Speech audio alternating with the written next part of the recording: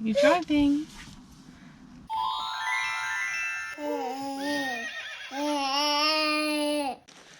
Hi, I'm Lou, and this is Lily-Roe. Welcome to the second episode of Little Lessons from Lily-Roe, Baby Wisdom for Forest School. In this episode, we want to talk about two drivers of development, as in two things that push us to grow as people and push our development on. So Lily-Roe is now 10 months old and she's a lot more mobile than she once was, and she's a super speedy crawler, and she can also pull herself up on things and get herself where she wants to go. And as I've been watching her over the last couple of months do this, it occurred to me that there are two main drivers of her development, as in two things that get her to explore the world around her. The first is relationships and the second is curiosity. So let's explore those. Firstly, relationships. Of an owl. A little owl. Okay, owl. So firstly, relationships.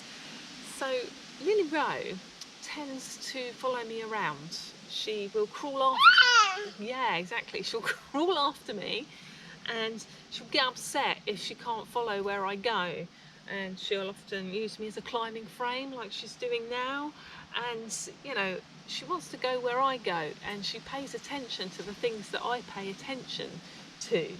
So of course that makes evolutionary sense. Of course, a small baby, you know, out here in the wild, would be a tasty treat for something if the instinct wasn't for her to stay close to her caregivers.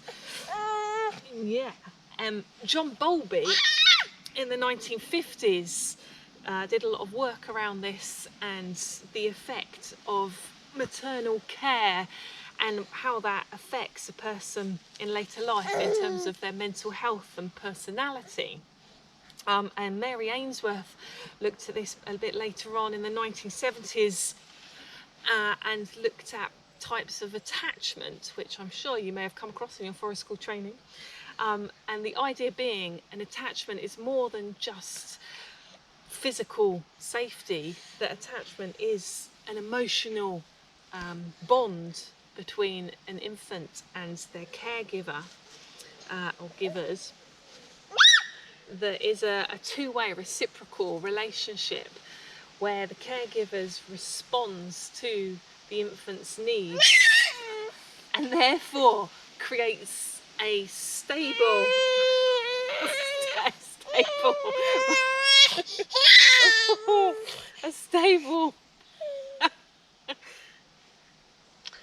the caregiver creates a stable platform, a secure foundation for the child to then explore the world from. In the strange situation experiment that Mary Ainsworth did, she would notice how children responded once their caregivers came back in a room after being absent for a while.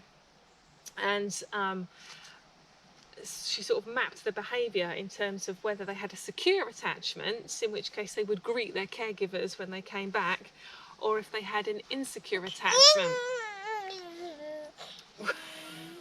where they would behave either not interested at all or avoidant. There are different types of insecure attachments. And bringing that research up to modern day, there are lots of people who are looking at kind of like early childhood trauma and things like that, and saying that is the biggest indicator of outcomes in later life in terms of future relationships with friends or partners, in terms of education, in terms of how you get on with your career, in terms of just general life outcomes.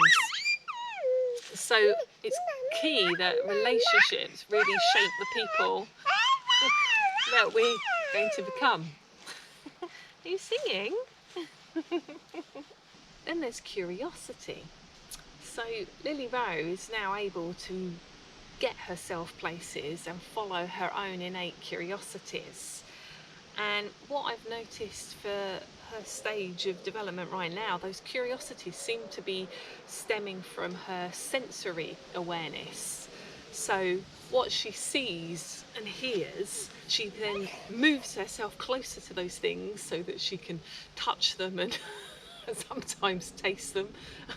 Sometimes when I don't want her to as well. So yeah, it's through the senses that she's exploring her curiosity. And what I've noticed is when we're out here in the woods, she'll seem to sit and explore things for longer than when she's indoors with her toys. And I guess that might be because, look, the wind's blowing now and it's made the branches move, and now she's looking at those. So things change all the time out here. So it's great for curiosity, isn't it? You're looking at the branches. You're looking at the branches. And it's starting to rain as well. That's nice, isn't it? Nice feeling. So, how does this baby wisdom help us at forest school? Well, I would say that relationships and curiosity are actually two massively fundamental parts of forest school ethos. And knowing how to use those elements help us to do the work at forest school.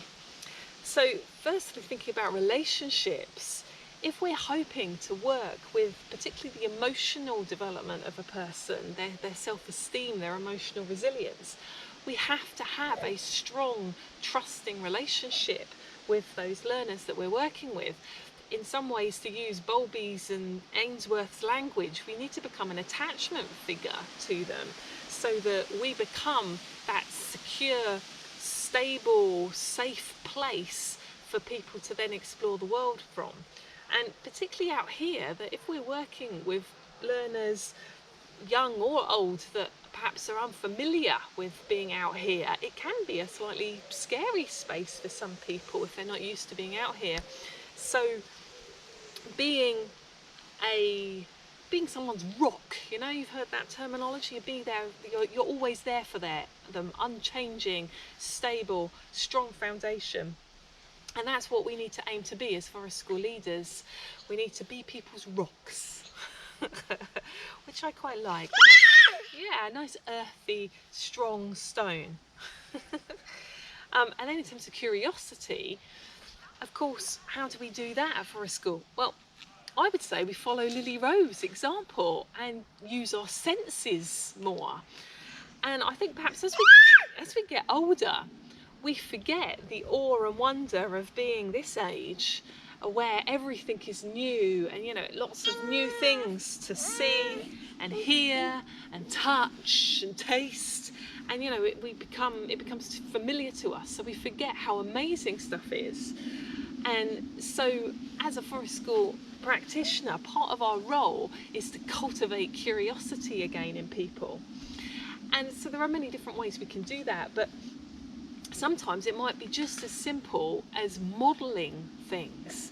So stopping for a moment when the wind blows and look up at the branches to appreciate them. Maybe if you do see some nice soft moss, stopping and feeling it. Maybe if you see a nice leaf of some sort, holding it up to the sunshine, to the light, take a look at it. We can model using our senses all of the time whilst we're out here, and that might be enough. That might be enough for our learners to stop and to copy us and to do the same things, or at least to ask questions about it. There are more complicated things I suppose we could do as well. There are hundreds, if not thousands, of different games and activities that involve using the senses.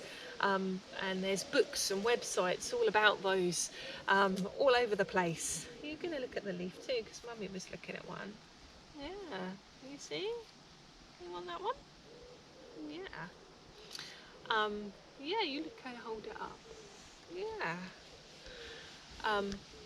So, you know, if you need ideas, there's lots of places of support, the books and the websites. A couple of my particular favourites is there's a book called Coyote's Guide to Connecting with Nature, which is by John Young and friends, and there's also Sharing Nature with Children, which is by Joseph Cornell. I'll pop some links in the description below for you, but those in particular have lots of games to do with sensory practices in nature, and also talk about how to facilitate those as well as just the activities. They also talk about how to mentor and how to approach these games and activities. So there you have it. As a forest school leaders, we need to follow the baby wisdom, and we need to focus on relationships and curiosity to help people grow and develop, and that will help everybody. Do you have other tips for supporting development at Forest School? Do let me know in the comments section below. If you've enjoyed this video, do give us a thumbs up and consider subscribing to our channel so you can join us again in the woods next time. And thanks for watching. Lily-Roe's lesson to drive development is to have strong bonds just like cement. Relationships and curiosity are how you promote growth when you head to the trees. Say bye-bye.